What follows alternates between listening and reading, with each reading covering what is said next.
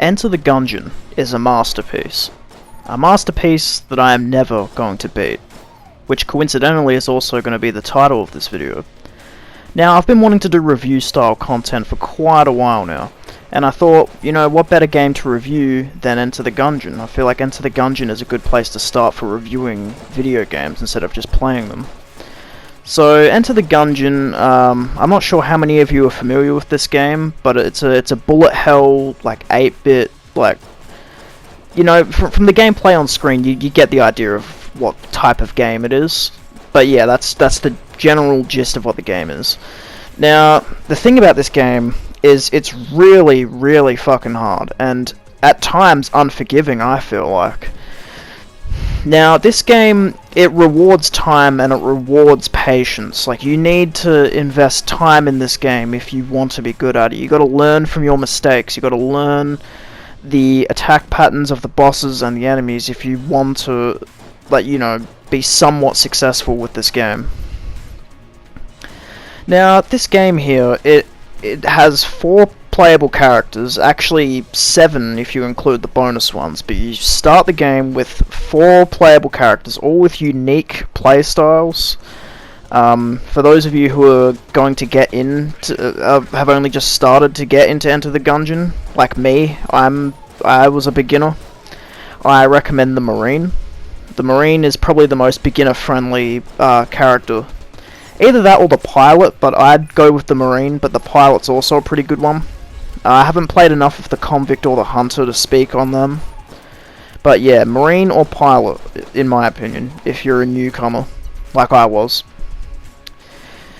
Now, Enter the Gungeon, it does have a plot, but like, it's a decent enough plot, you know, like all the 4 characters you play as, they all have something that they regret in their past that they wish they could, you know, like if they could go back into the past, they wish they could change it. And that's the whole plot of Enter the Gungeon. If they go through the Gungeon and if they beat it, they get to, you know, like, go back to their past and change whatever wrongdoing they did. Oh, what else was I going to say? I don't write a script for these, for this video. I haven't written a script, so there's going to be a lot of, like, pauses and, you know, stutters and whatnot. But, I was going to say something else about, fuck. Okay, I don't remember what I was going to talk about, but I do have some other things to talk about. One being how long this game is, and also like how many layers there are. So the game has 5 layers. Each of them have like 3 bosses. You don't have to fight the 3 of them at once, but say if you die and then you have to redo layer 1, there's one of 3 bosses you could face in layer 1, and all the layers except, I believe, layer 5 have this. I think layer 5 just has 1 boss. I haven't beaten the game yet, so the highest I've gotten to is layer 4. And also from what I know is that once you've beaten all the layers, you pretty much do like a special level where you go into the player's past who you've been playing as, and you pretty much defeat their past, and then you beat the game. And then when you've beaten the game once, you unlock a character called the Bullet, and that's one of the bonus characters. And if you beat the game at least once with all the 4 characters, you unlock the Robot.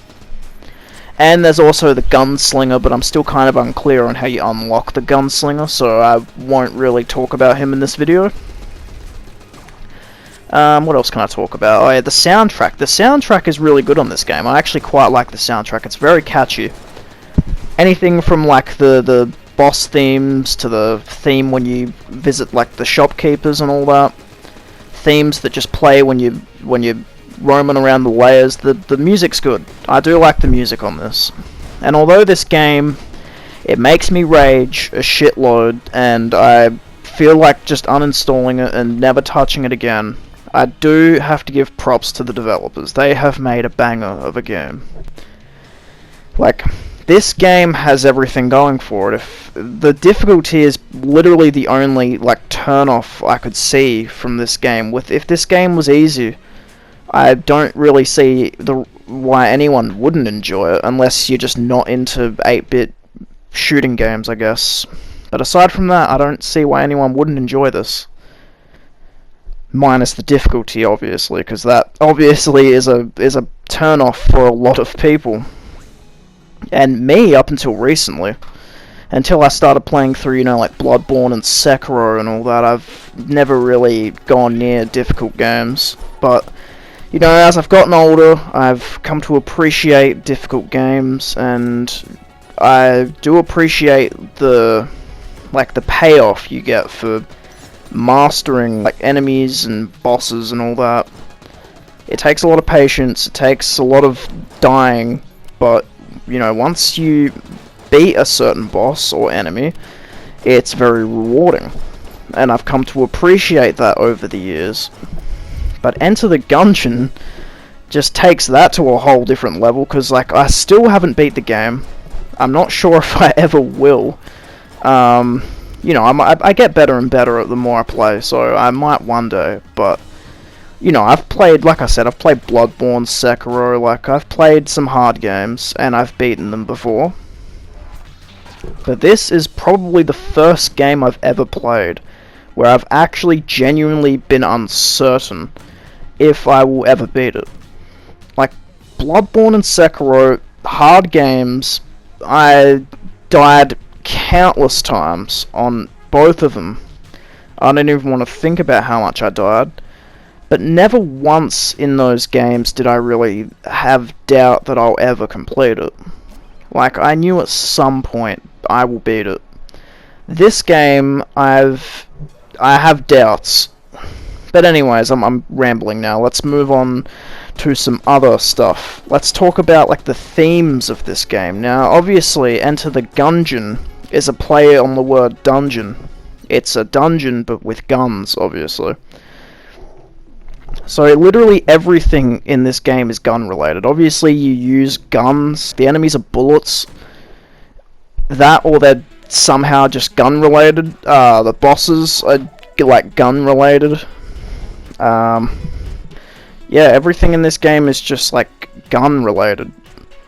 Like weapon related. It's in the name, you know. Enter the Gungeon. It's in the name. So yeah, and yeah, let's talk about the weapons in this game. The weapons are pretty diverse in this game. You got everything from just your standard, you know, pistols, submachine guns, shotguns, etc., to a bullet that shoots guns, and that kind of stuff. Like, you've got your ordinary weapons, and then you've got your wacky, insane weapons. Yeah, the thing about the really goofy weapons is they're pretty hit or miss in my opinion. Some of them are very gimmicky in my opinion and only work as a novelty rather than an actual useful weapon. But then some of the other ones are genuinely useful and I actually really like.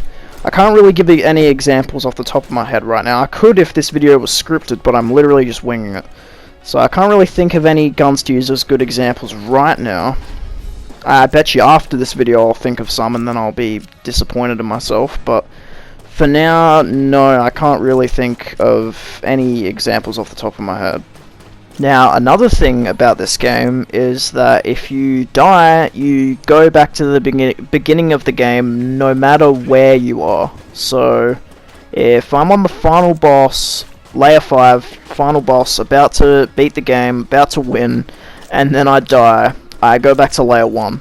And I can see why that would frustrate a lot of people, including myself. I haven't got to Layer 5 yet, but that is going to be a very nerve-wracking boss fight if I eventually get there. I do not handle pressure very well when it comes to, like, difficult boss fights. But, yeah, you die, you go back to the beginning of the game. The only catch is this is kind of hard to explain. So, like, say if you unlock, like, the ability to find a weapon. So, like, when you first start the game, you start off with, like, just the sidearm that you start off with. But you can, like, find new weapons, and then you've kind of unlocked them as, like, a blueprint. And then, like, once you die, you can find those weapons again. You still start off with the default weapon, but you can find more. You have a higher chance of finding more weapons. Sorry if that made like 0 sense, but I couldn't really figure out a way how to describe that properly. That also goes for items as well, not just guns and all that. Yeah, that's another thing about this game. You have items as well, not just like guns. So you have a lot of useful items that can help you out. Yeah, I don't really know what else to say. I'm trying to think of stuff that I haven't covered yet. I guess I'll talk about like how well the game controls. It controls really good. Like this, I'm playing this game on PS4, but it handles well on controller. I imagine it would probably be better on keyboard, like most games are, with the exception of like the Dark Souls series, and that's it. But yeah, definitely controls really well. I feel like a lot of people who are into like the old school like 8-bit aesthetic will enjoy this, because as you can see, it's an 8-bit style game. So I feel like those people will enjoy like the aesthetic of this, at least, if nothing else. Now, this game, it seems to just somehow pull me back in no matter what. There have been countless times where I've told myself, like, nope, I'm gonna take a break from this. I'm not gonna play it for a while, I'm gonna move on to different games, and then I find myself playing this again.